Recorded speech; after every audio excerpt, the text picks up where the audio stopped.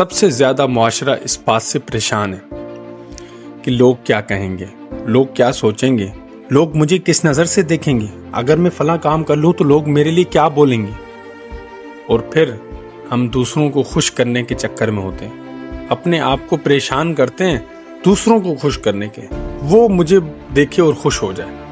لیکن بھائی سچ یہ نہیں ہے، آپ سب کو خوش نہیں کر سکتے، سب کو راضی نہیں کر سکتے۔